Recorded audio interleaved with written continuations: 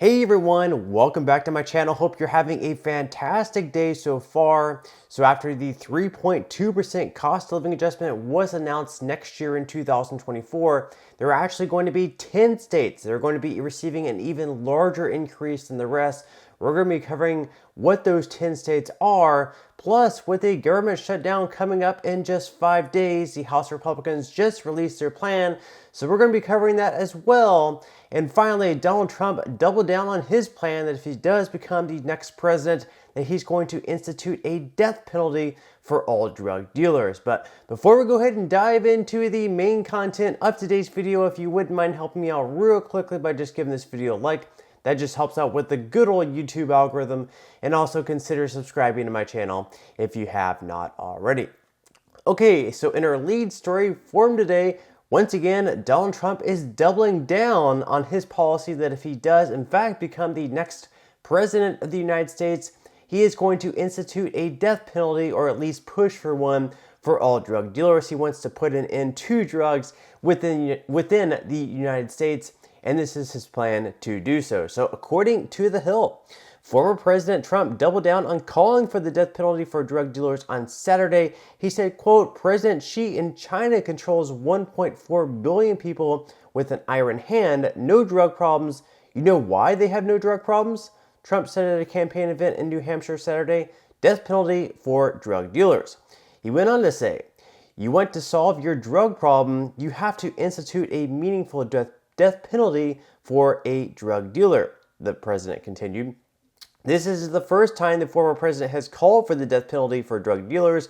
Back in June, Trump notably advocated for drug dealers getting the death penalty in a Fox News interview, despite the fact that it would have applied to Alice Johnson, a woman whose sentence Trump commuted in 2018. So let me know what your thoughts are in the comment section below. Do you agree with Trump that drug dealers should have a harsher penalty for their offenses? Do you think that it should be the death penalty or maybe just a life sentence?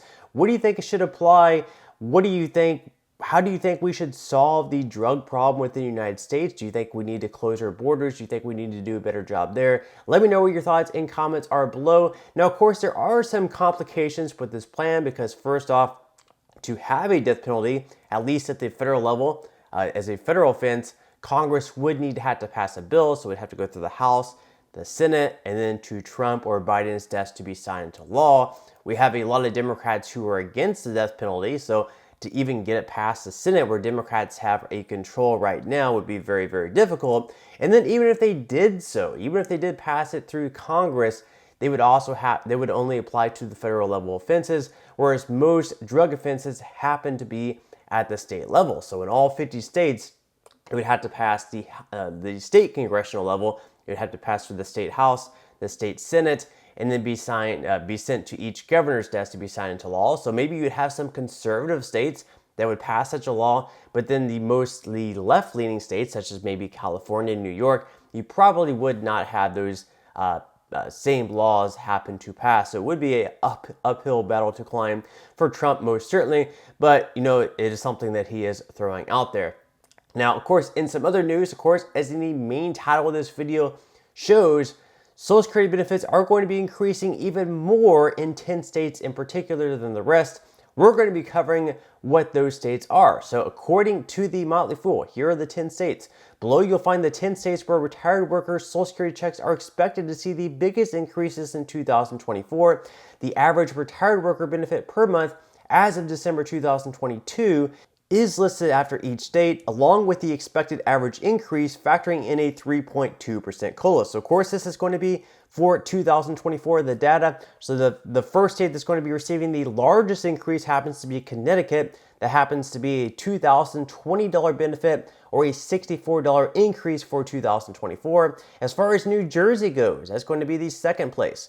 They're coming in at $2,020 as well, right behind Connecticut. That's also going to be a $64 increase. Then we have Delaware, slightly below $2,000. The average check there is going to be $1,998. That's going to be a $63 increase. Then we have New Hampshire, slightly behind Delaware, at $1,994 for the average check in 2024. And then in fifth place, we have Maryland at $1,960. It is an increase right around $62. Then we have Washington in 6th place at $1,933. That's almost a $62 increase. Then in 7th place, we have Minnesota at $1,924. That's a $61 increase from 2023 to 2024. Then in 8th place, we have Michigan. Michigan is at $1,917 for the average check in 2024. That is a $61 increase.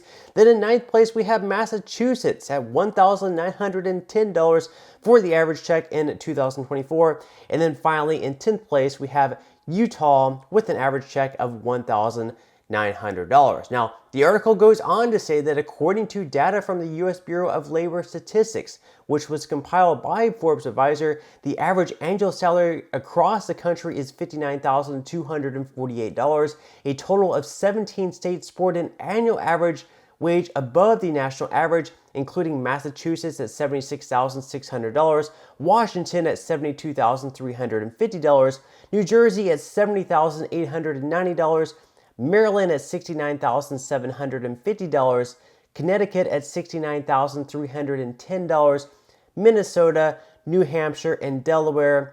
Workers who consistently earn more throughout their years in the labor force are likely to receive a larger benefit check from Social Security. So as you notice, most of the states on this list, they're going to have higher wages. They're also going to have higher cost of living adjustments. So that's why you see these 10 states on the list. Now you see some other states like Michigan that, you're probably not going to receive as much money during your working career, but you also have a lot of people moving there later on because it's a cheaper cost of living state. So we have a lot of people moving to Michigan, so that's why that state could possibly be on the list. Quite frankly, I'm pretty surprised Florida doesn't end up on the list because we have a lot of New Yorkers and New Jerseyans moving down to Florida for retirement for a cheaper cost of living. So I'm honestly surprised Florida also isn't on that list, but in fact, they did not make it. Now, in some other news, of course, we have a government shutdown coming up in just 5 days. We'll have to see if they can avert that once again. It seems like they always push these things off to the last, day, hours, and I think this is probably going to be the case once again. So yesterday, we actually had the new House Speaker, Mike Johnson, release his plan, what he wants to take place as far as extending the government funding. So according to CNN, House Republicans are pursuing a two-step plan for funding the government. Three sources familiar with the matter told CNN as Congress barrels towards another spending deadline on Friday. Newly elected House Speaker Mike Johnson announced a plan on a GOP conference call with members Saturday afternoon and argued, quote, "I wasn't the architect of the mess we are in," according to a source on the call. The first bill would extend funding until January 19th and would include funding for military construction, Veterans Affairs, transportation, housing, and the Energy Department. The second part of the bill, which would extend funding until February 2nd, would include funding for the rest of the government. Neither bill includes additional aid for Israel or Ukraine. The two-step approach was widely pushed by Republican hardliners but dismissed by many senators as a complicated solution that would be hard to execute. Still, given that funding for the agencies would stay at current levels, it could be harder for Democrats to reject. Now, Republicans in large part here want to kind of separate all the bills. They, instead of passing like one huge bill with all the funding in the entire bill, like the Democrats want to do, they want to pass one bill at a time rather than to have these chunky bills that are passed overnight that nobody actually reads. They want to pass kind of one bill at a time, whereas Democrats want to pass just one large bill. So it should be interesting to see how everything unfolds. Let me know what your thoughts are in the comment section below on all this. Do you believe that we're going to have another government shutdown? Do you think they're going to get it done in the final moments? Let me know what your thoughts and comments are below. But that's all we have for today's video. I certainly hope that you enjoyed and found value out of it. If you did, again, I would greatly appreciate if you could give this video a like. Consider subscribing to my channel if you have not already. And I will see you in the next video.